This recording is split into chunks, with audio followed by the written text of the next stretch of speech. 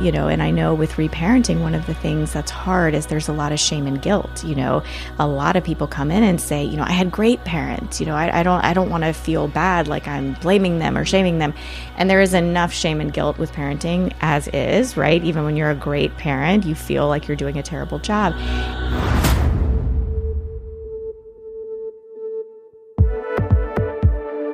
Okay, so today is a special episode.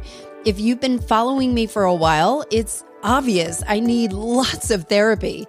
And after much of the overwhelming feeling like I didn't even know where to start to find the right one, my friend Cindy Robinson recommended me to Megan Gillespie late last year. She is the perfect blend of the science of traditional therapy with the more practical and grounding side of understanding and guiding the nuance within each of us. She specializes in attachment theory, cognitive behavioral therapy, interpersonal neurobiology, which is so cool. We're going to break some of it down today, and mindfulness. And my favorite part about her, she actually specializes also in highly sensitive people, which frankly is really hard to find as a specialty. She works with adults, she works with teens, and parents as well. So we've talked a lot about reparenting yourself in a more healthy way. I was so excited she said yes to coming on here and talking about it with you.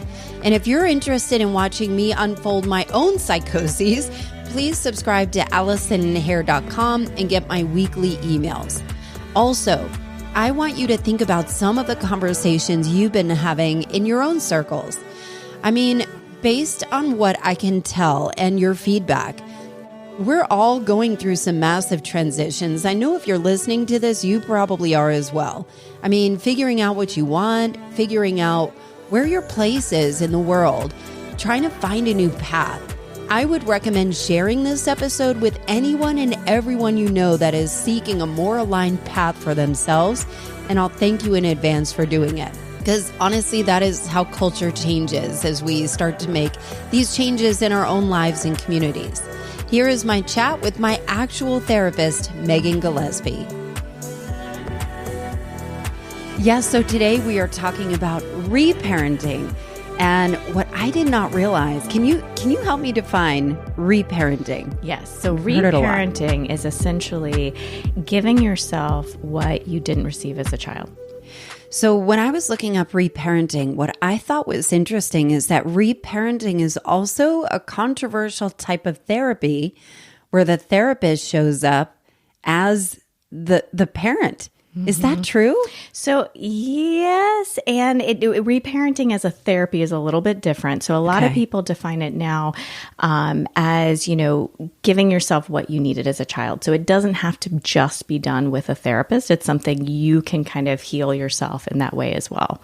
So one of the things that I feel is happening now culturally is that everyone's anxiety seems to be spun out of control a little bit. I mean, you're a therapist. What do you see here? Oh my gosh. So what I notice right now, especially with the pandemic, is that if there were any cracks in the foundation before, putting a little bit of pressure is real. I mean, people are caving in, and that's what's happening. And I think in the beginning of the pandemic, it was, okay, we can do this for a couple months. And then people did it, and everything is fine. And then when it kept going and going and going, and especially being home with our family members really put added pressure. And when you think about your partner, your kids, our families are really where we heal. We can be hurt in relationships, and we also heal in relationships. And this can get tricky because these people who we love and adore and are so close with are also the people that press all of our buttons. So you think of other relationships like our friendships, we have some distance. We can go home, kind of, shut off the phone, close the door, and get a little bit of space. With our family members, that is not the case. And so if we can shift kind of how we see our family members, I always say, my husband is my spiritual partner, and he will bring to the surface everything and anything I have that has yet to be healed. What does that mean? Can you pause right there? Yes. So when you say my husband is my spiritual partner, he's showing up to show you what you need to work on, if I'm understanding that. Can you unpack this? Yes. We often go into relationships, for instance, we'll say with a spouse, and we look to them to heal us, and we're wanting them to bring to us everything we need. And so a lot of times, especially in modern relationships, we want our partner to be our best friend. We want our partner to be, our romantic partner. We want them to be, the parent we never had. We want them to be all the things. And this is once again a breeding ground for disappointment because they can't be everything. If you think about friendships, you have lots of different friends that meet many different needs, and it's by design. That's great.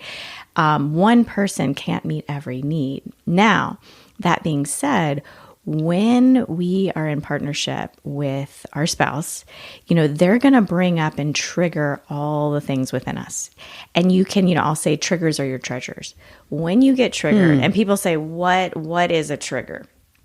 I can always tell when someone is triggered because when their response is completely out of proportion with what happened, that's a trigger. That means that is something, usually from childhood, but from earlier in their life, something usually a message that's been reinforced over and over and over again.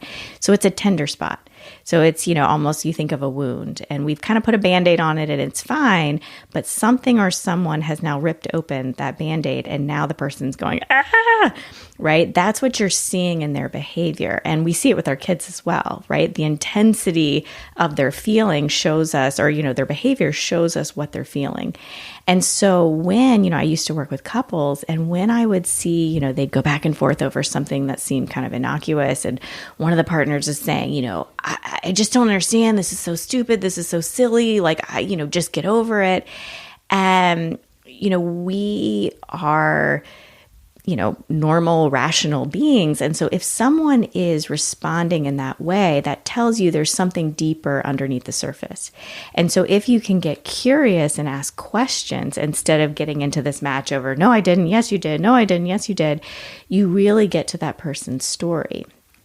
And in our homes, that's really what we want to be doing with our kids and our spouse is getting to their stories, being curious, being open, so we can hear what's going on. And that's what increases connection.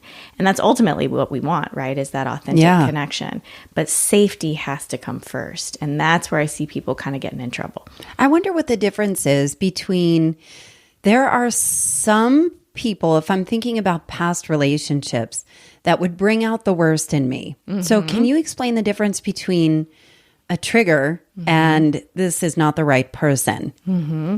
So one thing that comes up a lot. This could be for any relationship. Yes. One thing that can come up a lot in therapy is, I'll have women that'll come in and say, this relationship didn't work out. I always end up with the same guy, or, maybe it's a boss, but it's like these patterns continue to show up. And you want to think about, instead of looking externally of, I want to change my environment, I want to change the person, I want to change whatever, it's thinking about what is this challenging person, situation, whatever it happens to be, what is the lesson here? What am I meant to learn from this? So for instance, if you have, maybe it's a narcissistic partner, boss, whatever, but this prototype keeps showing up. What is it that you need to learn? Maybe it's you need to set boundaries. Maybe it's you need to stand up for yourself. Maybe you need to protect yourself more, whatever it happens to be, but there is a lesson there. And when you learn the lesson, you move on and you don't continue to get in that same relationship. Or if you do, you handle it differently.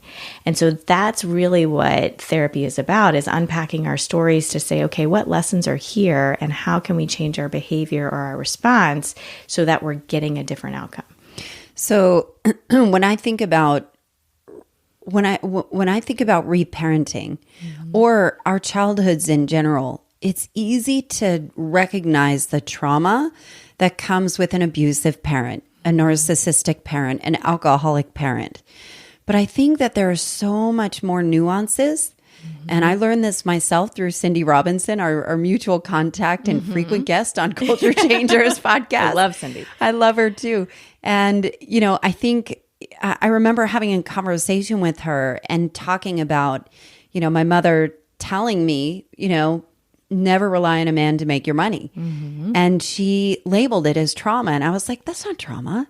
Like she just said it was just her experience. She's like, no, it's a form of trauma.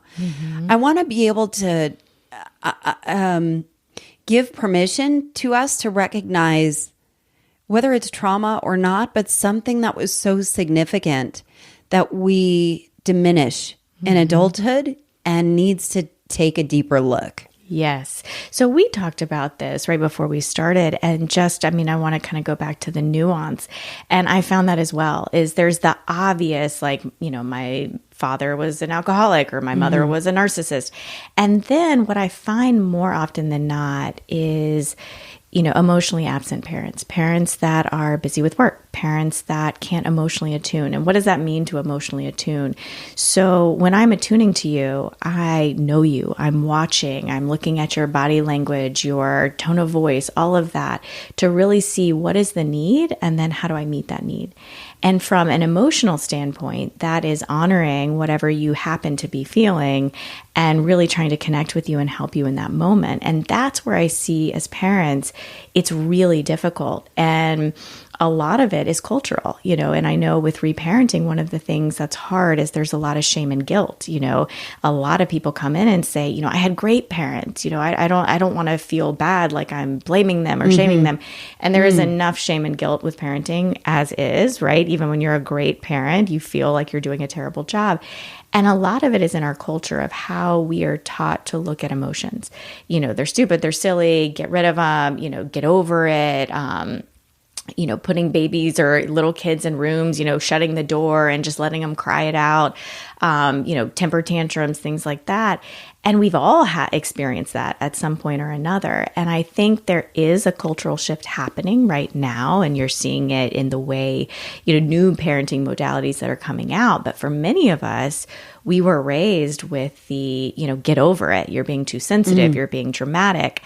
And so this felt sense of my feelings are too much and I need to shove down, push all of those feelings aside because it scares my caregiver or it creates distance with my attachment figure. And therefore, in order to... What is an attachment figure? So attachment figure, so your parents, your caregivers would be your attachment figure. So attachment is the idea that, when babies come into the world, they are wired for connection and belonging. And as parents, whoever your caregivers may be, they are literally keeping you safe, right? Your survival depends on these caregivers. And so we have an attachment system that keeps us in proximity to our caregivers.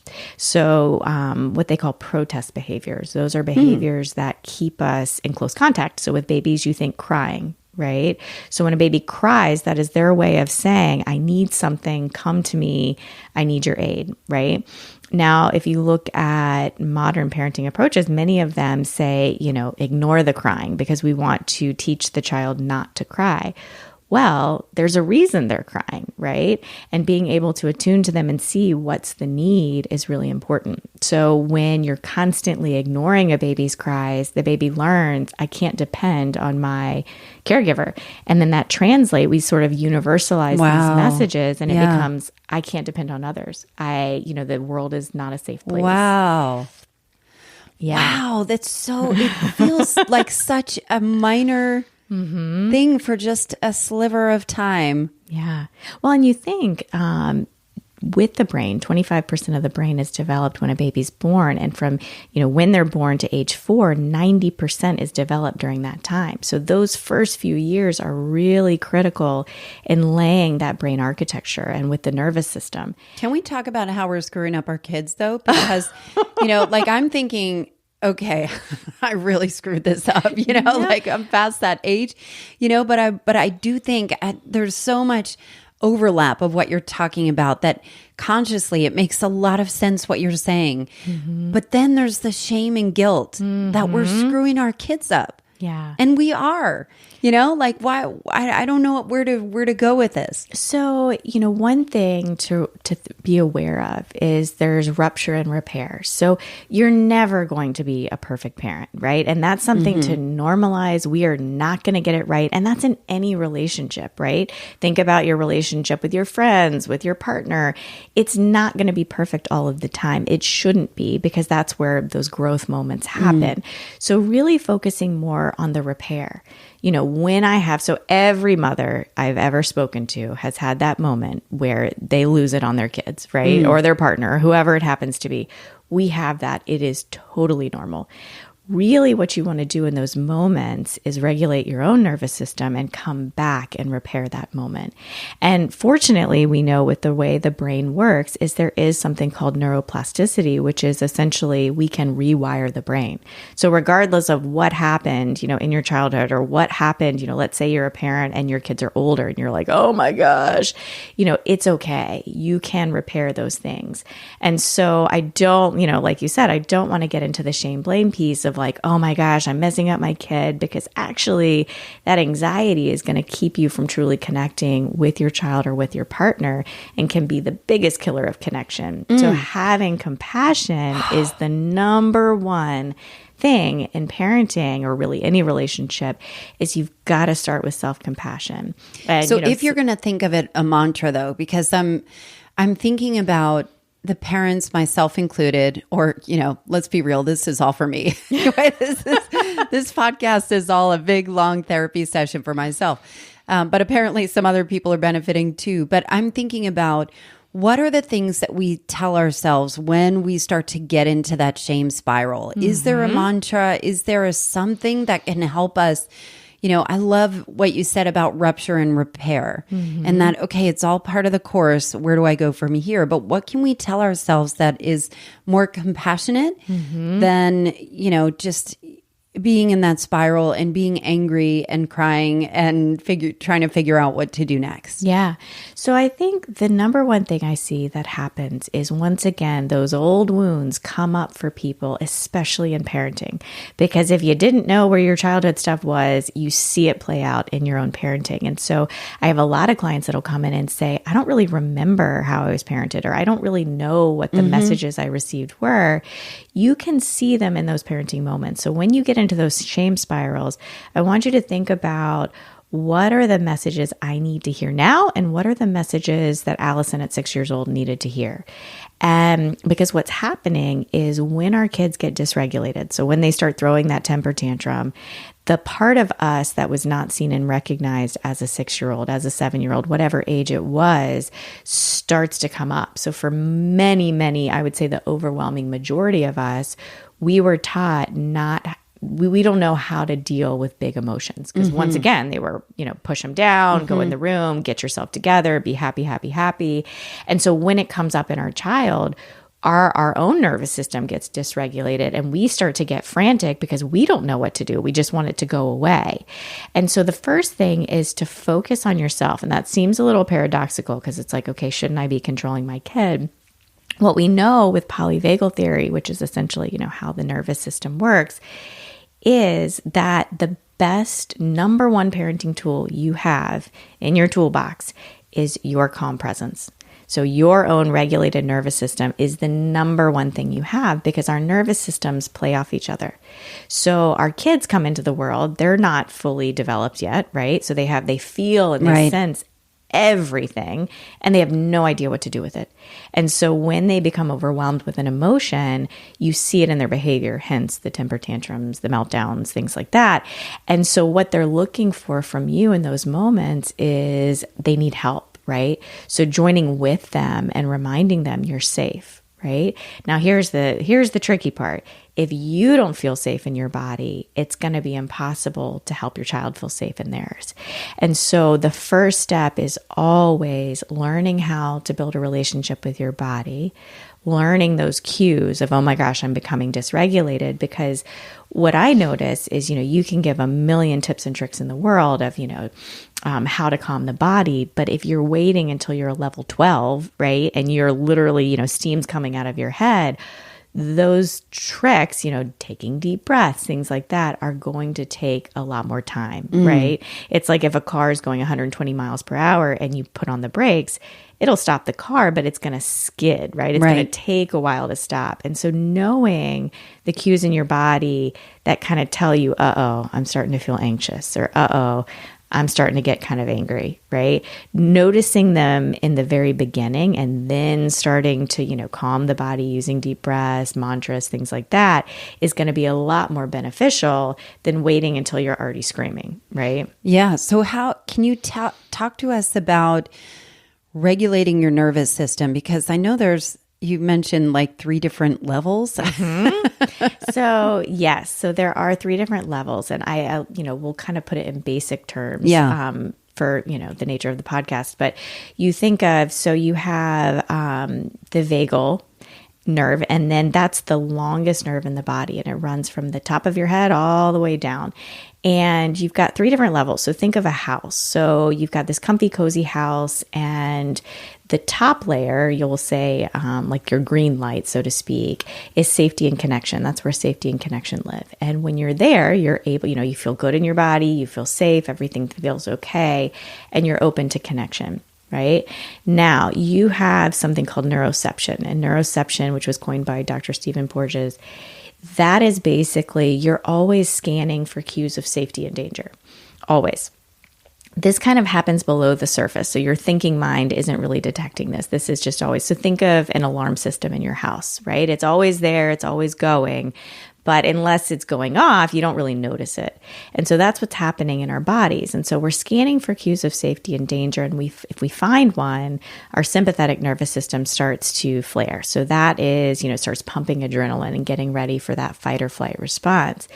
When that happens, the ideal is that whatever the threat may be is addressed and you go right back into that safety mode. If that's going on over and over and over again for too long, you'll bump down into dorsal, which dorsal is kind of your red light zone. That's when the body says, I'm overloaded and I'm just going to shut down. So that's where kind of your depression, that it lives down there. Now, the important thing to note is you have to go from the top to bottom. So you go from green to yellow to red. And then if you're at red, you got to go back through yellow, or that sympathetic state, which is kind of a mobilized state. So think of anxiety, anger, you have a lot more energy in your system. Then you bump back to green. So it's important to remember that, because people, if you are at that dorsal state where you're feeling overwhelmed and shut down, you're going to have to pass through that kind of anxious state first. So don't think, something's wrong with my body because now all of a sudden I'm feeling, anxiety instead of feeling great and calm and wonderful again. But the important thing is safety and connection live in the same spot. So if you truly want to connect with others, you've got to feel safe in your body first. So it always starts with you. And our kids have to feel safe in order to connect with us as well.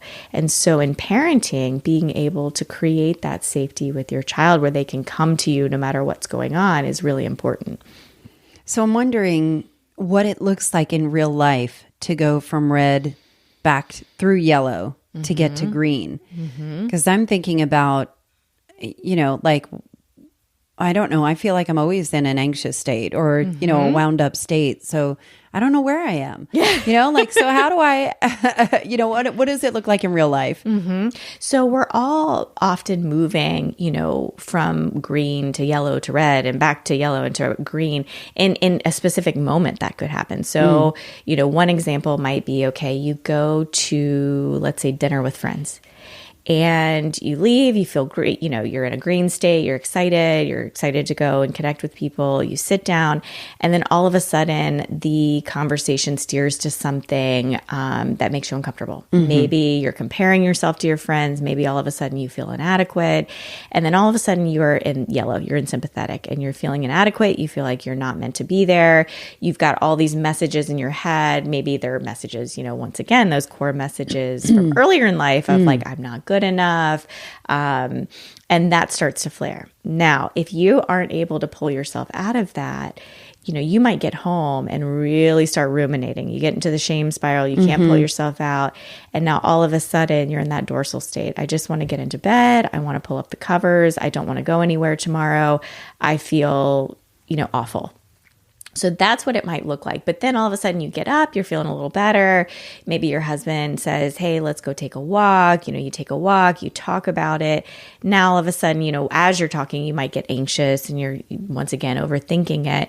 And then he says some things, you calm down, and now you're back to green. You guys are connecting and you feel better and the rest of the day is fine. So what do you see comes up as patterns that originate from childhood? Like so you in your practice, Yes. I would say, one of the big core messages I see, and I work primarily with women, so I see this a lot with women, is feeling like they need to change who they are to be in connection with others. So, as kids, we are often, and I mean, now we know this and we hear this a lot, and it's pretty much everyday language, kind of the difference between, praise and encouragement, but when I was growing up, we got a lot of praise for accomplishment. We got a lot of praise, and I think many of us did, right? And well-meaning parents who are like, yay, you did a great job, you made A's, or yay, you did this. And so what's seen from the child's perspective is, I receive love when I do XYZ. So another area this comes up with eating disorders. I see this a lot where I receive love for being the cute one. I receive love for being the beautiful one. And so as parents, being careful, what we overemphasize with our kids, because while it's well-meaning, if I as the child perceive that as my value, my worth comes from, fill in the blank, when inevitably we don't make the A, or when inevitably we make it to, our teenage years and all of a sudden our skin breaks out, we start to gain weight, whatever it is, all of a sudden that's being threatened. And now I've got to go do all these things in order to pull myself back to baseline to get that love. And you see it play out in adulthood all the time, with that accomplishment. I need this success. I need the house. I need the money. I need the brand name labels. I need whatever. And it's this, I have to do these things to receive love. And that value all and it worth. Stems on is, how do I get approval? Often, there's many different layers to it, but a lot of times it's, I want to be seen and I want to be in connection with others. And really, when you boil it down, we all want to be in connection with others. We want to be loved. We want that approval. And so you see people do lots of different things in order to get it. And a lot of times our coping mechanisms and the things that we employ are things we used in childhood that worked within our own family. But then when we get older and we have our own families, it doesn't always work the same way. Or maybe it's a work situation. And all of a sudden we feel stuck because it's like, I've been doing all these things and they always worked in the past and now it's not working. What do I do? Is that growing out of these mechanisms, these coping mechanisms? Because I feel like, you work with a lot of high-powered female executives, people that are high functioning and, successful in their roles. And I imagine, all of it seems to come down to that negative self-talk. Is that it? So there can be a lot of different things. And I guess there are probably some that are stored in your body as well. Oh, absolutely. Many of our messages, our narratives are definitely stored in our bodies. And that's why, and we talked about this, before we started, that with parenting, that's one of the tough things is we might know something on a cognitive level. We may have read the parenting book, or we may have read the, steps to success, or whatever it happens to be. And then when we get in the moment and we get triggered, all of a sudden, all of that goes out the window and we're yelling, or we're whatever that old default pattern is, we revert back to. And it's because that circuitry, once again, is wired in really early. And the way the brain works, you have the limbic system and then you have the cortical region. And that cortical region, that top layer, doesn't finish developing until age 25. And our limbic system is where our emotions, are all lie. And when we get triggered by something, when that sympathetic nervous system starts to flare and we see danger, the cortical region goes offline, which means that's where logical decision making, is that the executive function? Yes, right. All of that goes offline. And now your limbic system, or that emotional part of the brain, is in the front seat driving. And when that happens, once again, all the research in the world goes out the window because we don't have access to it. And that's what happens in anxiety with kids. I'll have kids who struggle with test anxiety. And because once again, that anxiety flares, the executive, region goes offline, that cortical region, and all of a sudden, all that access to information goes offline. And they're like, I feel stuck. I feel hijacked. And that happens to us all the time. And so the number one reason you hear people say, take a deep breath or get into your body is because you've got to feel safe in order to get that top layer of the brain back online, in order to think through, okay, how do I problem solve? How do I, all those things you already know how to do are offline. And that's what frustrates people is they say, I know what to do. I know logically I shouldn't have done this. But then then my kids started screaming and all of a sudden I'm yelling. Why does that happen? It happens because all that research doesn't matter. No amount of parenting books can help you with that piece until you can get your body regulated. So that's why you'll hear a lot of people say, use body-based practices as kind of your first line of defense. And the breath is a great one because you think of the breath, just taking a deep breath. And the important thing to note is you want the exhale to be slower than your inhale, because that will trigger this parasympathetic nervous system. It'll slow down. It's like the brake system of the body.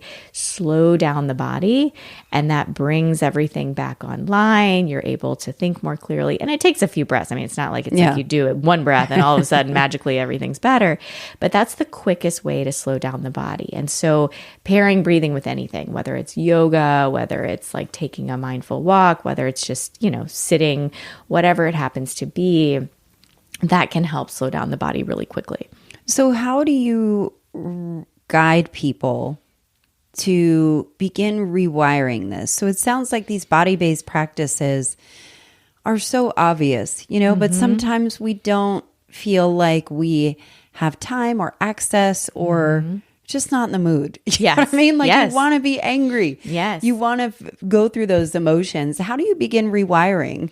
So one is to normalize it takes time, because I feel like, it took you however many years to lay the framework for what you've got now.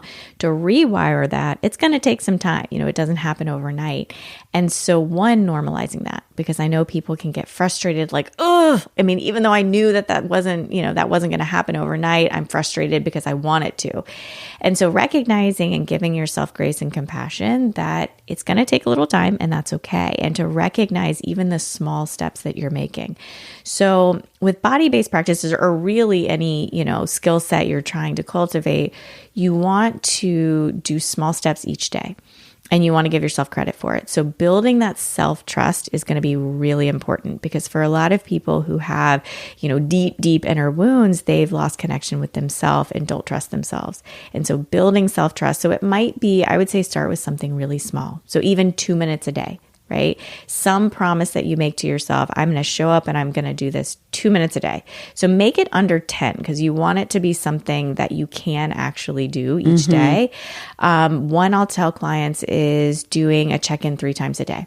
So it might be just a few deep breaths before, when you're having breakfast or your coffee. I like to pair it with something I'm already doing, so it doesn't feel like something extra I'm layering on top. That's a good trick. Yes. Another one. So 3 times a day. So when I'm having my coffee, maybe I'm checking in with my body. I'm taking a few deep breaths.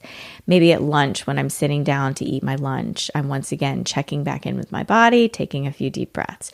Then again at dinner, before bed, while you're laying in bed. And that's great too, because of course it helps wind the body down to go to sleep. So something that's going to feel manageable.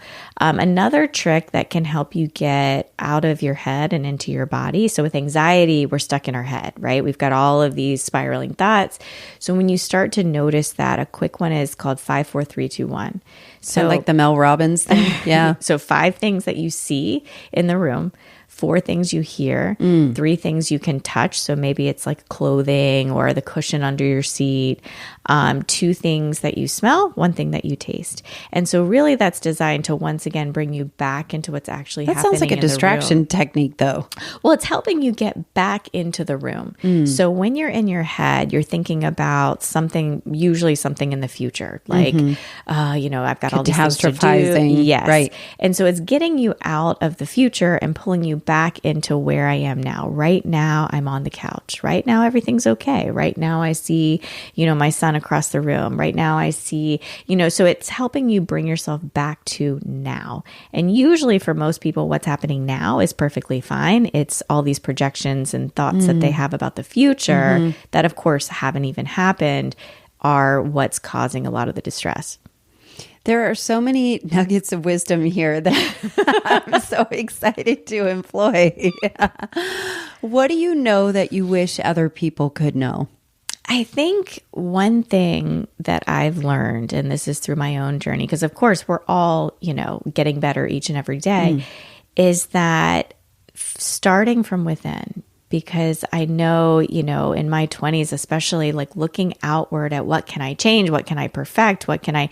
And starting inward and recognizing just calming myself. We were talking about this when I was pregnant. My number one goal was just stay calm, right? Manage my own anxiety, my own stressors, because I think we talk about reparenting. With parenting, there's so much stress about how to do it. And you got to do this, and you got to do that. And you can't eat this during pregnancy, and, breastfeeding or not breastfeeding, all of that.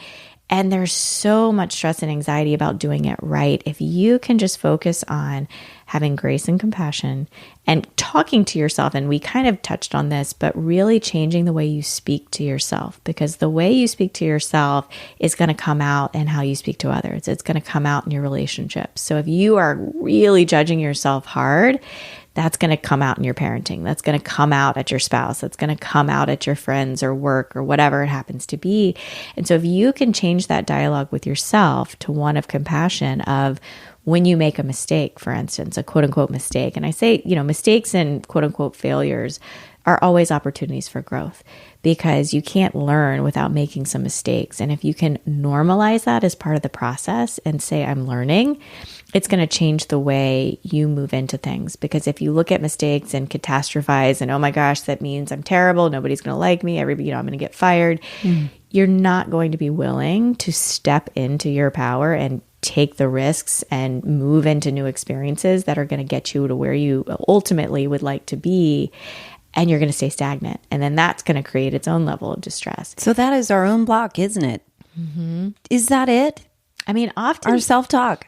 Self-talk is a huge one, because it's often not what's actually happening. It's what we've got going on in our head.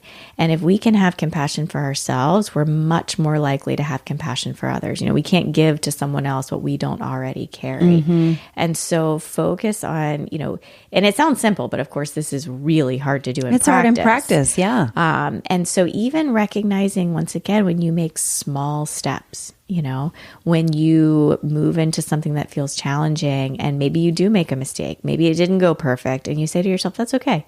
I stepped into it and I did something that was challenging, and for me, that was enough, right? That was the growth. That's a great reframe. And next time, it's going to be even better. And I think for many of us, that is so hard, right? We don't want... Why are we so down on ourselves? Do you remember... I remember growing up, and, people would say... And this is so innocuous, but it is a big indicator of how things were. People would say, Allison, you're so skinny. Oh, no, I'm fat.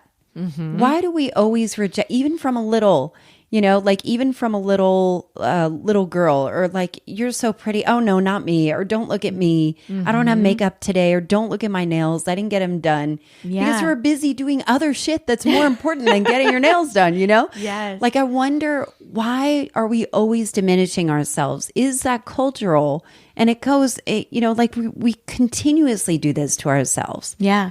Well, and I think that's a good point. And we kind of touched on that a little bit, but that it's not just parenting, right? There's also the greater culture that we receive these messages, and our parents receive these messages, which is where we get them from, right?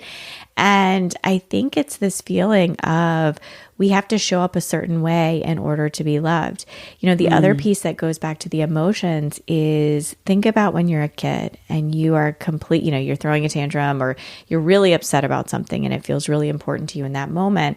And then your parent feels overwhelmed and they send you to your room and say, don't come out until, you're ready to talk about it, or don't come out until you have a happy face. And think about it, when you're already distressed and you're already feel completely out of control, you're scared, you're fearful, and now you're alone in those feelings. It just increases that blame, that shame. And the messages we receive are, I'm bad. Something about me is bad, is unworthy, and I need to change myself in order to stay in connection with the people around me. And once again, as parents, nobody means to send these messages, but it can feel scary as a kid to have these big feelings and not know what to do with them. So as a parent, it's really important to remember you don't have to do these, really complicated tricks or tips or, whatever. It's really your presence is the most important piece.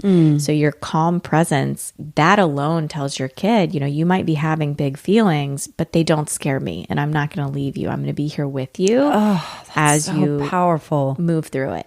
And what we find, and even in partnerships, not just with kids, but just your presence is enough. And I think we undervalue that a lot. And, that's what often happens with the therapeutic relationship is what you're offering. The biggest, through research, we know the biggest indicator is the relationship and having that calm presence, somebody that's going to be there and kind of be the anchor as when you're feeling out of control. What that tells you is, these feelings must be manageable because the person across from me is able to sit with it and they're okay, which means I'll be okay. And, really great, I have my own mentors and healers and therapists and people I go to as well. Everybody should. And you internalize those voices, even when I'll have moments of, oh my gosh, how's it going to go? What if I can't do this? We always have moments of that. And I can hear their voice kind of coaching me, it's okay. You'll be okay. Stay calm, take a few deep breaths, and that's what you want is to internalize those messages and start overriding the system that says you can't do it. Here we go again. This is going to be another example of you making a mistake, whatever the message may be for you, is that's what we're trying to override. I've been fighting that a lot lately. Yeah. Wow.